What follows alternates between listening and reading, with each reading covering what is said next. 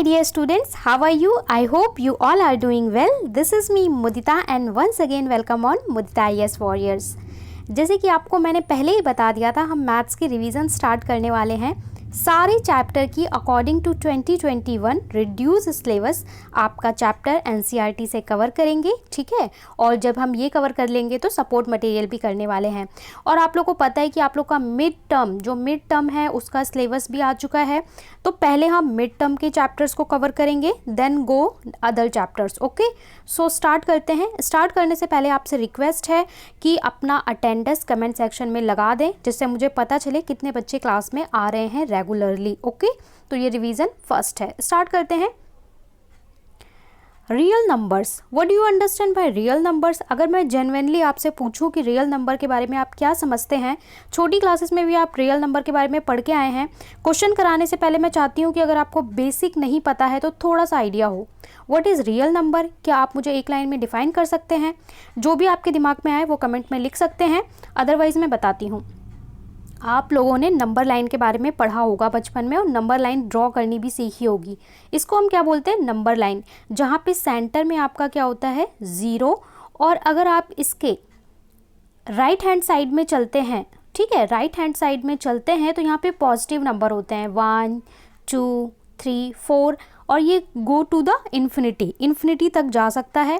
इसी तरीके से अगर आप इसके लेफ़्ट में जाएंगे तो यहाँ -1 -2 -3 इस तरीके से नंबर होते हैं।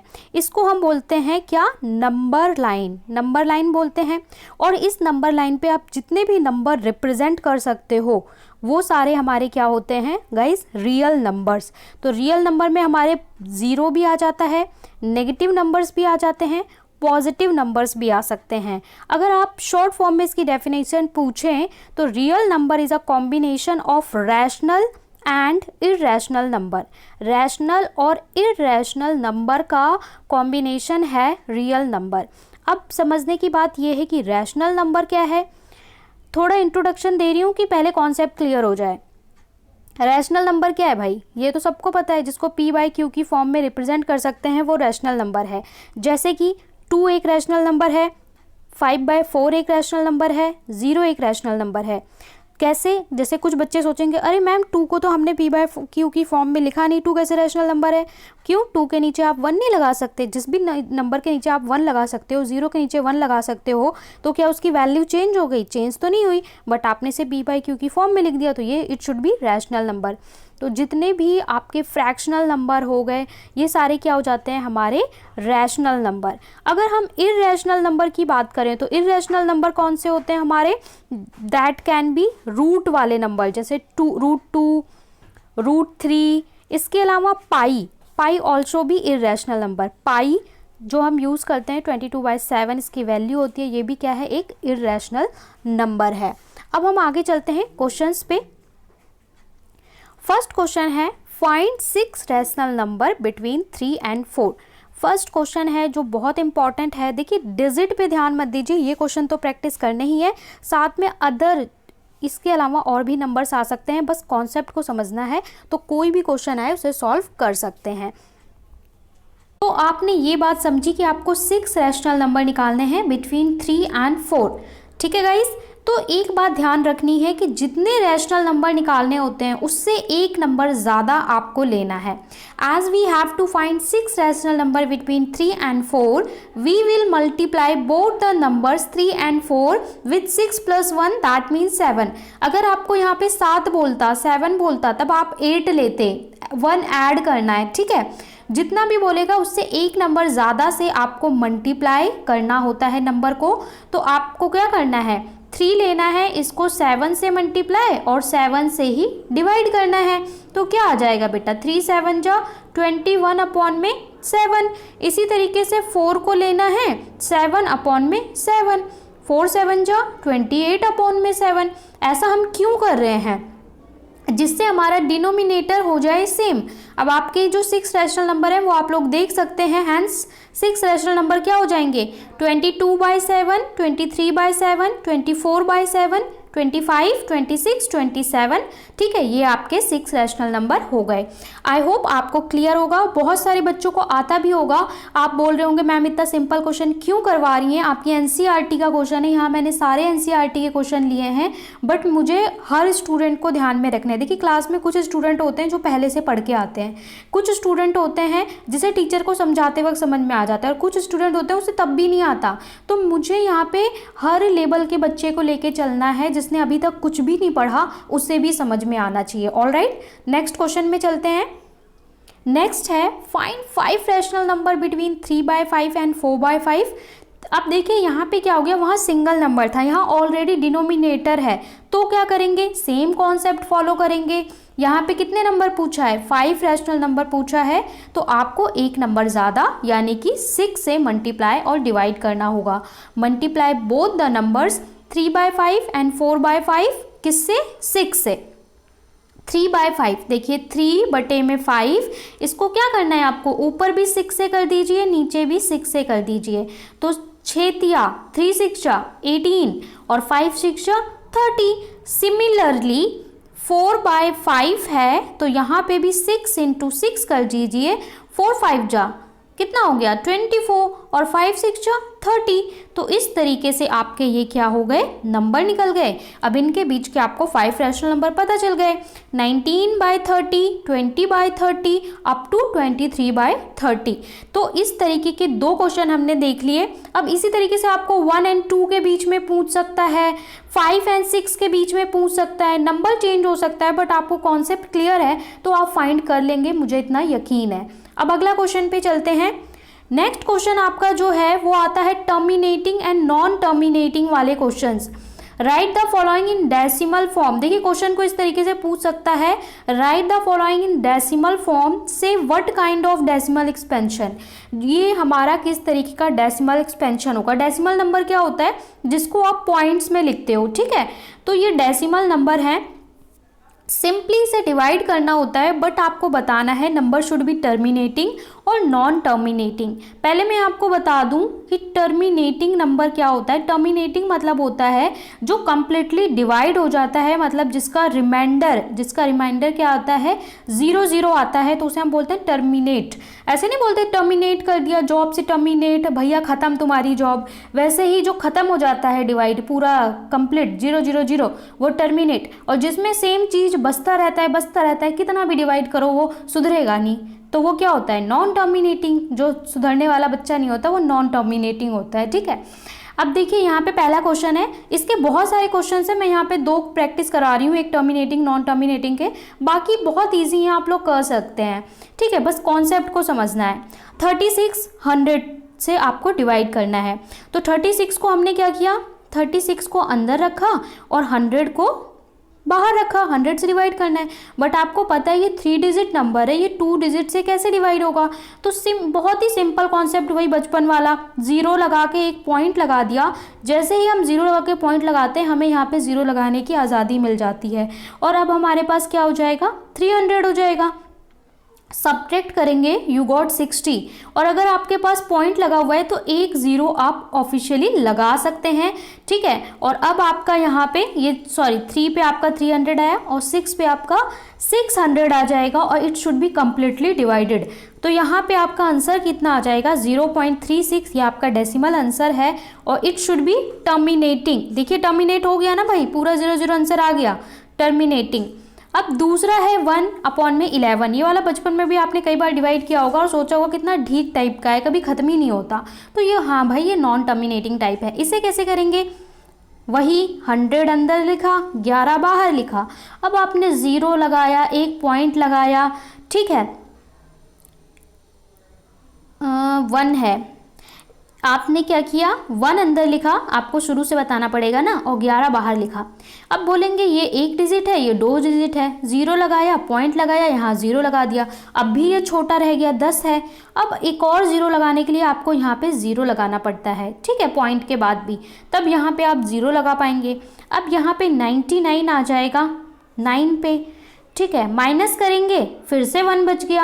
अब एक 0 तो आप ऑफिशियल लगा देंगे, लेकिन दूसरा 0 लगाने के लिए फिर यहाँ 0, फिर यहाँ 0, फिर 99। तो ये जो 0 0.09 है। ये चीज़ बार बार रिपीट होती रहेगी, आप कितना भी 2-3 कॉपी भर दो ये चीज़ चलती रहेगी, कभी ख़त्म नहीं होगी। तो रिपीटेड चीज़ को लिखने से अच्छा हम उसे क्या लिख दें, तो इस तरीके से जो रिपीटेड आता है उसको हम बार लगा के लिख देते हैं।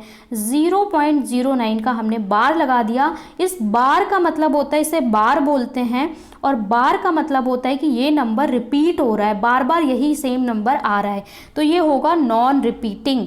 ठीक है, सॉरी, रिपीटिंग और नॉन टर्मिनेटिंग। ठीक है, इसको हम रिपीटिंग बोलते हैं। क्या बोलते हैं? Repeating and non terminating. This is non repeating but terminating. तो ये एक तरह के क्वेश्चन हो गए। इसके सारे क्वेश्चंस आप ट्राई कर लेना, किसी में कोई दिक्कत हो तो पूछ सकते हैं। नेक्स्ट क्वेश्चन है आपका जो इम्पॉर्टेंट है, जो आपको आगे भी पूछा जाता है। अगर आप 11th-12th के बाद किसी कॉम्पिटिटिव एग्जाम में जाते हो तो भी ये क्वेश्चंस पूछे जाते हैं। Express the following in form of P/Q। P/Q की फॉर्म में एक्सप्रेस करिए नंबर को। तो इसके लिए मैं आपको प्रॉपर मेथड सिखाने वाली हूँ। देखिए, आपका क्वेश्चन है 0.6 बार। 0.6 बार, बार का मतलब हम समझ गए हैं कि नंबर शुड बी रिपीटेड। सबसे पहले आपको क्या करना है, let x equal to this. सबसे पहले हमने मान लिया कि जो x है वो 0.666, ठीक है, और इसको हमने इक्वेशन 1 दे दी। अब हम क्या करेंगे, मल्टीप्लाई बोथ साइड बाय 10। दोनों तरफ 10 से मल्टीप्लाई करेंगे तो इट शुड बी 10x और इट शुड बी 6.66। क्यों? एक नंबर इधर आ गया। जब आप 10 से मल्टीप्लाई करते हो तो क्या होता है, एक नंबर लेफ्ट साइड में आ जाता है, तो 6.66। इसको इक्वेशन 2 दे देंगे। फिर हम इक्वेशन 2 में से 2 - 1 कर देंगे, तो 10x - x कितना बचा, 9x बचा। और यहाँ पे 6.66, देखिए पॉइंट के बाद यहाँ भी 6 है, यहाँ भी 6, तो ये तो कट जाएगा और 6 में से 0 जाएगा तो 6 बचेगा। तो x आपका 6/9 यानी कि 2:3 बचेगा।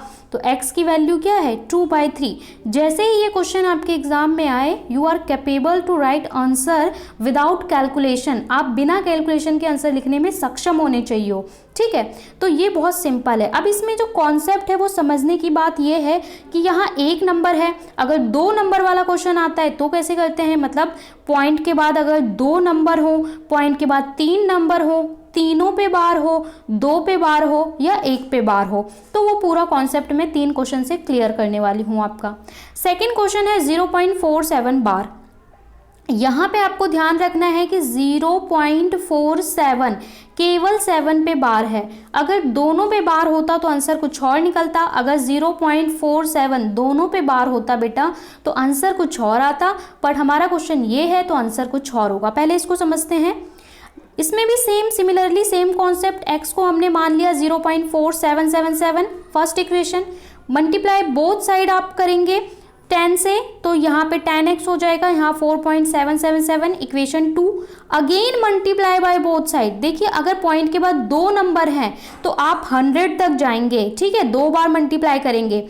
अगर पॉइंट के बाद 3 नंबर हैं तो आप 1000 तक जाएंगे, यानी 3 बार मल्टीप्लाई करेंगे 10 10 10 से। ये मत करना डायरेक्ट 1000 से कर दिया, ठीक है। स्टेप बाय चलेंगे तो आपको कोई दिक्कत कभी नहीं आने वाली है, ऐसा कॉन्सेप्ट मैं आपको समझा दूंगी। मल्टीप्लाई बाय 10 बोथ साइड आप करेंगे, यहाँ पे 100x हो जाएगा, 10 में फिर से 10 किया तो 100x हो गया। और यहाँ पे देखिए, पहले यहाँ पे 4 एक बार इधर गया था, ठीक है, 1 पॉइंट, अब यहाँ पे 7 इधर जाएगा तो 47.77, थर्ड इक्वेशन। अब यहाँ पे क्या करना है आपको, सब्ट्रैक्ट सेकेंड फ्रॉम थर्ड। 3 में से 2 को माइनस करना है, इक्वेशन 3 में से 2 को माइनस करना है, तो 100x - 10x, यहाँ पे बचेगा 90x, और 47 - 4 तो 43, तो 43/90। ऐसा हमने क्यों किया कि थर्ड इक्वेशन में से सेकंड माइनस की, फर्स्ट क्यों नहीं माइनस की? तो देखिए, यही कॉन्सेप्ट है। अगर आपका 0.47, ठीक है, एक ही नंबर पे बार है, सिंगल नंबर पे बार है, तो आप क्या करेंगे, थर्ड में से सेकंड माइनस करेंगे। अगर दोनों पे बार होता 47, तो इस तरीके से बनता 47 47, उस केस में आप थर्ड में से फर्स्ट इक्वेशन माइनस करते, तो you should be minus third minus first, ठीक है। तो इस कॉन्सेप्ट को समझना है। पहली बात, पॉइंट के बाद अगर एक नंबर है तो 10 तक आएगा, पॉइंट के बाद 2 नंबर हैं तो 100x तक बनेगा, पॉइंट के बाद 3 नंबर हैं तो आप 1000 तक जाएंगे। ठीक है, दूसरी बात, पॉइंट के बाद जो आपका बार है, बार अगर 1 नंबर पे है तो उसके जस्ट पहले वाली इक्वेशन माइनस होगी, पूरे पे बार है तो पहली इक्वेशन माइनस होगी। ठीक है, ये क्लियर हो गया। तो यहाँ पे आपको आंसर क्वेश्चन देख के ही पता चल जाना चाहिए। अब अगला क्वेश्चन है आपका 0.001 बार। यहाँ पे 3 नंबर हैं तो आपको पता चल जाना चाहिए कि 1000 तक जाएंगे और तीनों पे बार है 0.001, तीनों पे बार।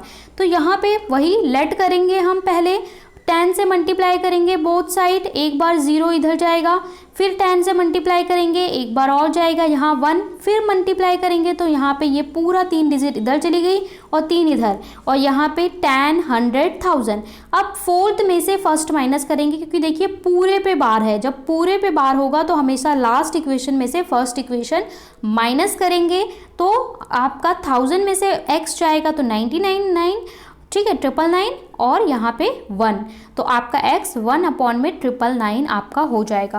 अब आपसे कोई भी क्वेश्चन पूछ ले आप कर सकते हो। आपका होमवर्क क्वेश्चन है, आपको निकालना है 0.47 बार। ये आपको होमवर्क में सॉल्व करना है, दोनों पे बार है, ध्यान रखिए, इसे आपको होमवर्क में सॉल्व करना है, नोट डाउन कर लीजिए। चलते हैं हम नेक्स्ट टाइप ऑफ क्वेश्चन की ओर।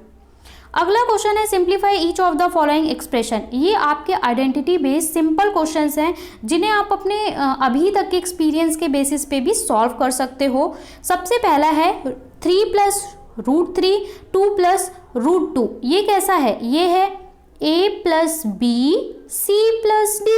a + b c + d जब भी आपका होता है क्वेश्चन तो आप क्या करते हो, पहले a को लेते हो c से और d से मल्टीप्लाई करते हो, फिर b को उठाते हो c से d से मल्टीप्लाई करते हो, 4 वैल्यूज आ जाती हैं। वही चीज़ हमें करना है। सबसे पहले हमने 3 लिया, 3 को मल्टीप्लाई किया 2 से, 3 2 जा 6, फिर 3 को √2 से तो 2 √3, फिर √3 को 2 से तो 2 √3 और फिर √3 √2 को तो √6। तो अब देखिए यहाँ पे जो वैल्यूज़ हैं, ये वैल्यू अलग है, ये भी अलग है, ये भी अलग है, तो इसमें हम कुछ एडअप नहीं कर सकते, तो हम इसको इसी फॉर्म में छोड़ देंगे, यही इसका क्लियरली आंसर होगा। ठीक है, तो ये सिंप्लीफाई क्वेश्चन 1 मार्क में आ सकता है, 2 मार्क में आ सकता है। अगला क्वेश्चन है 3 + √3 3 - √3। ये कौन सी आइडेंटिटी है? a + b and a - b। Very aware, आप लोग को पता है a + b a - b क्या होता है? a² - b²। तो यहाँ पे 3² - √3², 3 3 जा कितना हो जाएगा? 9 हो जाएगा। ठीक है, 3 3 जा 9 और √3 का कितना हो जाएगा? 3, तो 9 - 3 योर 6 इज योर आंसर। अगला देख लेते हैं इसी में सिंप्लीफाई का ही, √5 + √2 बाहर आपका कितना है? स्क्वायर। ये क्वेश्चन इस तरीके से है, √5 + √2 का होल स्क्वायर। होल स्क्वायर है तो आप क्या करोगे? a² + b² + 2ab। All right, a² + b² + 2ab, वही हमने किया है, a² b² 2ab। √5 का स्क्वायर 5, √2 का स्क्वायर 2 और दिस इज 2 √10। तो यहाँ पे आपका 7 + 2 √10 is your answer. Next question है वही a + b a - b, simply a² - b², a² - b² करेंगे, 5 - 2 3 इज योर आंसर। तो ये हमारे सिंप्लीफाई क्वेश्चन है, ये भी आप और प्रैक्टिस कर सकते हैं विद योर सपोर्ट मटेरियल। साथ साथ में सपोर्ट मटेरियल क्वेश्चन को करने के बाद सपोर्ट मटेरियल क्वेश्चन भी लगा लें। अगला क्वेश्चन है रैशनलाइज। देखिए ये क्वेश्चन काफ़ी इंपॉर्टेंट है, इस तरह के क्वेश्चन पूछे जाते हैं। रैशनलाइज डिनोमिनेटर, ये आपको क्यों सिखाया जा रहा है? क्योंकि अगर आपके डिनोमिनेटर में रूट का नंबर है, number should be divide by root, तो ये नंबर सही नहीं माना जाता, तो इसको आपको रैशनलाइज करना पड़ता है। रैशनलाइज करने के लिए जो नंबर है उससे ही आप मल्टीप्लाई और डिवाइड कर दीजिए तो आपका नंबर रैशनलाइज हो जाता है। ठीक है, एक्चुअली हमें करना क्या होता है, नीचे का जो रूट है ना, बेसिकली रूट हटाना होता है किसी भी तरीके से, ठीक है। अब देखिए ये फर्स्ट क्वेश्चन है 1/√7, तो इसे 1 इंटू √7 और नीचे भी √7 से मल्टीप्लाई, ऊपर आपका √7, ऊपर रूट चलता है नीचे रूट नहीं चलता, इतना समझ लो, ऊपर रूट चलेगा नीचे नहीं चलेगा, नीचे आ गया 7, तो ये आपका सॉल्व हो गया, सिंगल डिजिट था। अब यहाँ पे देखिए इस तरीके का क्वेश्चन है 1/√7 माइनस √6। ऐसे केस में क्या करते हैं, अगर माइनस है तो प्लस ले लेंगे और प्लस है यहाँ पे तो यहाँ पे माइनस ले लेंगे, अपोजिट साइन से मल्टीप्लाई डिवाइड, मल्टीप्लाई भी करेंगे डिवाइड भी करेंगे, ठीक है। यहाँ देखिए 7 माइनस √6 था तो 7 प्लस √6 से मल्टीप्लाई, 7 प्लस √6 से डिवाइड। अब यहाँ पे तो सेम ये आ गया और यहाँ पे देखिए a plus B, a minus B, तो यहाँ a square minus B square लगा दो, 7 माइनस 6 कितना हो गया, 1 हो गया, दैट्स इट। अगला क्वेश्चन यहाँ पे देखिए प्लस है तो हमने माइनस माइनस ले लिया और सिंपल है, √5 minus √2, a square minus B square, 5 minus 2 कितना हो गया, 3 हो गया, वेरी सिंपल। यहाँ पे √7 माइनस 2 सेम, माइनस है तो प्लस कर दीजिए, √7 plus 2, √7 plus 2, multiply and divide. यहाँ पे आपका कितना हो जाएगा, √7 प्लस 2 और यहाँ रूट का स्क्वायर और 2 2 जा 4 यानी कि 3। तो ये आपके another category of type questions थे जो आपके बहुत पूछे जाते हैं। अगला क्वेश्चन है सिंप्लीफाई। देखिए सिंप्लीफाई के मैंने कुछ क्वेश्चन सेलेक्ट किए हैं, पर आप ऑल क्वेश्चन जो एनसीईआरटी के जितने भी क्वेश्चन हैं सारे आप कर लेंगे। मैंने यहाँ जस्ट समझाने के लिए दिया है क्योंकि ये क्वेश्चन बहुत इंपॉर्टेंट है। 64 की पावर कितनी है, 1/2। यू हैव टू आइडेंटिफाई, अगर आपको फैक्टर्स कर रखे हैं याद है तो ठीक है, वरना आप फैक्टर करके देख लो। 64 2 का फैक्टर कर लो, 8 से फैक्टर कर लो कि 8 पे आता है, फिर 8 से 1 पे आता है, तो आप कैसे लिख सकते हो, 8 इंटू 8 लिख सकते हो। और कैसे लिख सकते हो, 8 का स्क्वायर बाहर 1/2, 2 से 2 कट जाएगा, 8 इज़ योर आंसर, ठीक है। ये होता है हमारा सिंप्लीफाई। दूसरा है 9 पावर 3/2, तो इसको देखो हम कैसे लिख सकते हैं, 9 की पावर 3/2, तो इसको हम कैसे लिख सकते हैं, 3 इंटू 3 की पावर 3/2। इसके बाद हमारा ये लिख सकते हैं 3 का स्क्वायर पावर 3/2, 2 से 2 कट जाएगा, 3 की पावर कितनी है 3, तो 3 को 3 बार मल्टीप्लाई कर दो, कितना आंसर आएगा 27। तो इस तरीके के और क्वेश्चन आ सकते हैं, जैसे 125 की पावर 3, ठीक है। तो ये क्या होता है, 5 की पावर 3, 5 का क्यूब रूट होता है ना 125, तो 5 की पावर 3 1/3 कट गया, 5 आंसर आ गया। अगर आपको बचपन में जो आपने स्क्वायर रूट क्यूब रूट याद किए हैं, क्वेश्चन की शक्ल देख के आपको पता चल जाएगा कि 64 किसका स्क्वायर होता है, क्यूब होता है, 125 किसका होता है, ठीक है, 32 दैट इज 2 को अगर 5 टाइम मल्टीप्लाई करते हो तो 32 आता है। तो इस तरीके जो फैक्टराइज हैं वो आपको याद होंगे अगर आपने बचपन में स्क्वायर रूट क्यूब रूट करे होंगे। इसके अलावा कुछ और क्वेश्चन देख लेते हैं, जैसे कि देखिए ये आपका 32 की पावर 1/5, वही चीज़ 2 को अगर आप 5 टाइम मल्टीप्लाई करते हो, ठीक है, तो यहाँ से आपका 2 आंसर आ जाता है। इसके अलावा आपकी कुछ आइडेंटिटी हैं वो आपको करनी है कि अगर हमारा बेस अगर हमारा सेम हो 2:2 और मल्टीप्लाई में हो तो हमारी पावर जो है वो क्या हो जाती हैं, a प्लस बी, पावर हमारी ऐड हो जाती है। अगर बेस सेम है और मल्टीप्लाई में है तो पावर्स ऐड अप हो जाती हैं। अगर बेस सेम है और पावर्स हमारी डिवाइड में है, बेस सेम है और डिवाइड में है तो पावर्स हमारी क्या हो जाती हैं, माइनस हो जाती हैं, m-n हो जाता है, ठीक है। तो ये आइडेंटिटी याद रखनी है। यहाँ बेस सेम है, 2 की पावर 2/3 इंटू 2 की पावर 1/5, तो यहाँ पे 2 की पावर 2/3 प्लस 1/5, 2/3 प्लस 1/5, इसको सॉल्व कर लीजिए, 3 5 जा 15 और 5 2 जा 10 प्लस 3 1 जा 3, 13 अपॉन में 15, तो 2 की पावर कितना 13 अपॉन में 15 इज योर आंसर। अगला क्वेश्चन है कि 7 अगर हो 7 की पावर 1/2 इंटू 8 की पावर 1/2। यहाँ पे पावर्स हमारी सेम है लेकिन बेस अलग है, तो बेस मल्टीप्लाई हो जाएगा, 7 8 जा 56 की पावर 1/2। तो ये आपके क्वेश्चंस थे जो आपको 1 चैप्टर से प्रैक्टिस करने थे, और इतने क्वेश्चन को आप कर लो, इससे बाहर आपके एग्जाम में नहीं पूछे जाएंगे गाइस। थोड़ा सा आप लोग हेल्प के लिए सपोर्ट मटेरियल के जो क्वेश्चंस हैं, सपोर्ट मटेरियल के 1 मार्क वाले क्वेश्चंस को अच्छे से प्रैक्टिस कर लो, जो आपका ट्विस्ट एंड टर्न करके क्वेश्चन यहाँ से दिए जा सकते हैं। बाकी एनसीईआरटी से आप कर लेते हो, कॉन्सेप्ट क्लियर है तो कोई दिक्कत नहीं होने वाली है, ठीक है। तो गाइज यहाँ पे हमारा फर्स्ट रिवीजन कंप्लीट होता है। आई होप आपको समझ में आया होगा हर बच्चे को। अगर समझ में आया तो आपको लाइक करना है, एक ठो सब्सक्राइब करना है और एक ठो शेयर करना है, ठीक है। मजाक कर रही हूँ लेकिन आपको लाइक शेयर सब्सक्राइब ज़रूर करना है।